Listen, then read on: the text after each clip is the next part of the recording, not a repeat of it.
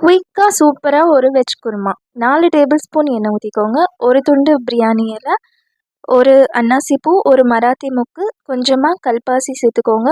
1 spoon சீரகம் சேர்த்துக்கோங்க. 2 பெரிய வெங்காயத்தை பொடி பொடியாக நறுக்கி சேர்த்துக்கோங்க.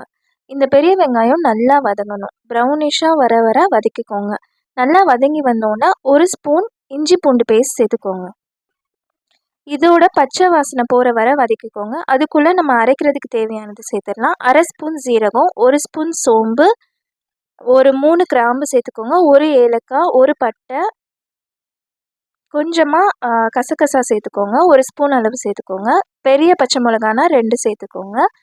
ஒரு அரை மூடி தேங்காய் துருவி சேர்த்துக்கோங்க. ஒரு 10லேருந்து 15 முந்திரி பருப்பு சேர்த்துக்கோங்க. இப்போ கொஞ்சமாக தண்ணி ஊற்றி நல்லா மைய அரைச்சி எடுத்துகிட்டு வச்சுக்கோங்க. இப்போ வெங்காயம் நல்லா வதங்கிடுச்சு. 2 மீடியம் சைஸ் தக்காளியை நறுக்கி சேர்த்துக்கோங்க. தக்காளி நல்லா வதங்கினதுக்கப்புறமா காய்கறி சேர்த்துக்கலாம். நான் 2 உருளைக்கிழங்கு, ஒரு 10 பீன்ஸு, ஒரு கேரட் சேர்த்துருக்கேன். பெரிய கேரட்டாக இருந்தால் 1 சேர்த்துக்கோங்க. தேவையான அளவு உப்பு ஆட் பண்ணிக்கோங்க.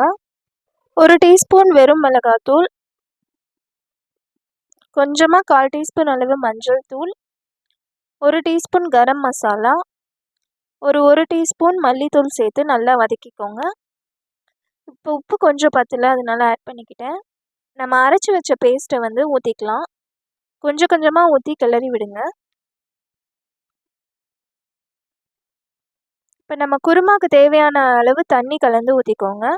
நான் ஒரு 200லேருந்து 250 ml அளவுக்கு தண்ணி ஊற்றினேன். ஒரு 2 டேபிள் ஸ்பூன் அளவுக்கு தயிர் சேர்த்துக்கோங்க. நல்லா கெட்டியான தயிராக சேர்த்துக்கோங்க. நல்லா கிளறி விட்டுட்டு குக்கரில் க்ளோஸ் பண்ணிவிட்டு 2 விசில் விட்டுருங்க.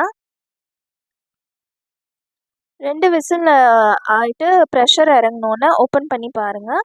இப்போ கொத்தமல்லி தழை தூவி ஒரு 1 நிமிஷத்துலேருந்து 2 நிமிஷம் கொதிக்க விடுங்க. அவ்வளோதான், சூப்பரான குருமா ரெடி.